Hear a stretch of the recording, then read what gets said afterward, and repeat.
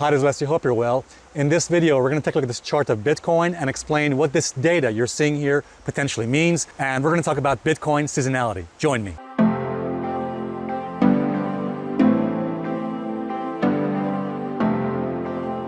All right, guys, welcome back. By the way, before we start, let me just tell you where I am. I'm in Dartmoor National Park in the south of England. Really a beautiful and picturesque place. If you get a chance, come down to the south of England and visit this place. I would highly recommend it. Okay, let's talk about Bitcoin. Now, in a few moments, we'll talk about this particular data you're seeing here, which refers to Bitcoin. I'm going to explain to you what it potentially means and what the implications are for the future for the next few months on Bitcoin. All right, guys, now before we talk about that, let me first of all address a key point in this video, which is Bitcoin seasonality. First of all, what is seasonality in the first place? Seasonality is the study of how a specific market like Bitcoin or stock markets or gold can behave or act in a specific period. And one of the things I'm really interested in is seasonality between the end of October to the end of December. Essentially, the period is from Halloween, October 31st, to the end of December, New Year's Eve. And this specific period is referred to as the Halloween effect. Now, we already know a bit about the Halloween effect when it comes to the stock markets. For example, we know that the period from Halloween, October 31st, to the end of the year, to December 31st, is usually bullish for the stock markets, usually based on seasonality. However, the question is the same thing true for Bitcoin? What does seasonality say about the performance of Bitcoin in the same period from October 31st to the end of the year? Is it also the case that Bitcoin performs well or positively in this period from October 31st, which was yesterday was Halloween. So what I wanted to find out was, how does Bitcoin also perform in the same period from Halloween to December 31st? So what I did was, I went back as far as I could on Bitcoin, all the way from 2011, and I compiled some data. Here's what I found. So as you can see here, this is the data which shows to you how Bitcoin has performed in this period. The first column you see there is the period from Halloween, October 31st, to December 31st, essentially the Halloween effect period. The second column refers to the period from Halloween to March 20th, which is the first day of spring or the Persian New Year. As I'm sure you probably know, in Iran, they celebrate March 20th as the first day of the year, it's the New Year. So here's what we found. We found that the majority of the time, this period, again, from Halloween to December 31st, is a bullish period for Bitcoin. As you can see here, those levels, which you can see here in black, those are the positive periods, and those levels shown to you in red, those are the negative periods. So it won't be surprising to you to know that the negative periods, for example, were the years where Bitcoin was in a bear market. For example, in 2014 and in 2018, those were bear market periods for Bitcoin. So no big surprise, Bitcoin did not do very well, even during that period from Halloween to December 31st. Another example of a negative period for Bitcoin was in 2019. In 2019, Bitcoin did not do very well from Halloween to December 31st. However, the majority of the time, as you can see there, the majority of the time, for example, 2012, 2013, 2015, 2016, 2017, 2020, they were all bullish periods for Bitcoin in that specific period from Halloween to December 31st. And actually, they were bullish periods also from Halloween to March 20th, the first day of spring or the Persian New Year. And here's what we found. We found that the median returns, the median performance for Bitcoin in this period, as you can see there, is 38%. That's the median figures, the median results for Bitcoin, the median performance for that specific period from Halloween to December 31st. By the way, I love that number as well, 38, because I'm sure you know 38.2 is a Fibonacci number. So I'm actually glad we're getting a Fibonacci number there in that period. All right, guys, so the data supports the view that the Halloween effect also works for Bitcoin. By the way, the risk rate for Bitcoin, as we see here, is about 30%.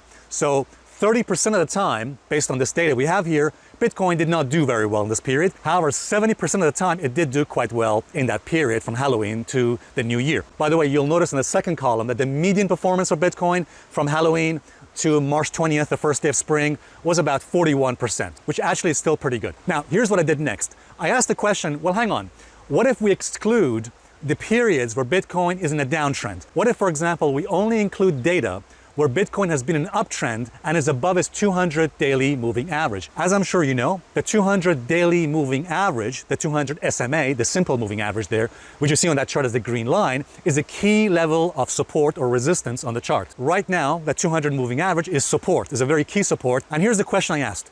How does Bitcoin perform when it's above the 200 daily moving average? So what if we exclude the periods when Bitcoin is below the 200 daily moving average in that period from Halloween to December 31st? What would the results be now? How would Bitcoin perform in that period?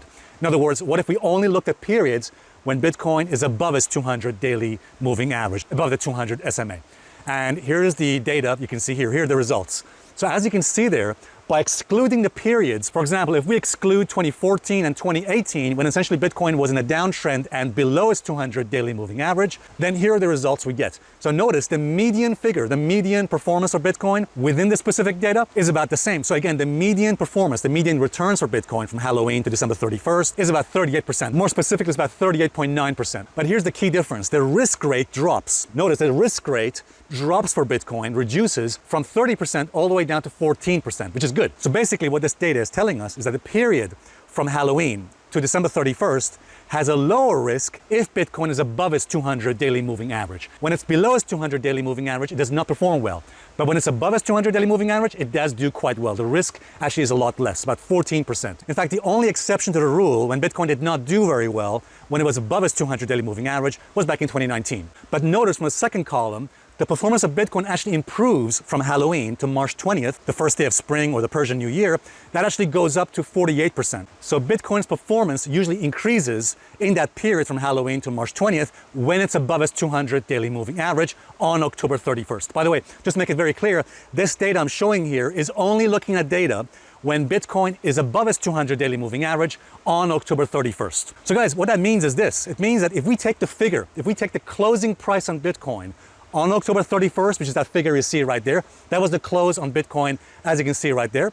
So that means if we add 38% to it, the median figure, that is the potential price projection for Bitcoin by December 31st. Okay? So basically what we're doing is we're taking the closing price of Bitcoin on October 31st, which is that price, and then projecting that by 38%. That gives us the figure you see on the screen right there. That is the potential price projection for Bitcoin based on seasonality by December 31st, assuming nothing goes wrong and assuming Bitcoin continues to remain above a 200 daily moving average. Now, is it guaranteed that Bitcoin will go to that level? No, of course not. Nothing is a guarantee. Nothing is certain. It is by no means certain that Bitcoin will go to that level by December 31st. What I'm saying is that based on probabilities, based on seasonality, and based on previous trends, what we can say is that based on the median performance of Bitcoin in that period, we can say Bitcoin has a probability of going up by about 38% between October 31st, about now, and until December 31st, the new year. And that will give us a price projection for Bitcoin by the new year of that figure you see right there. And by the way, in case you're wondering what about March 20th, well, that's the figure you see right there for potential by March 20th as well. And by the way, what I'm saying here in this video only has a high probability as long as Bitcoin remains above its 200 daily moving average. But for now, from a statistical and historical point of view, I think there's a probability Bitcoin can go up by another 38% between now and December 31st. By the way, I should add that these figures, 38.9 and 48.6,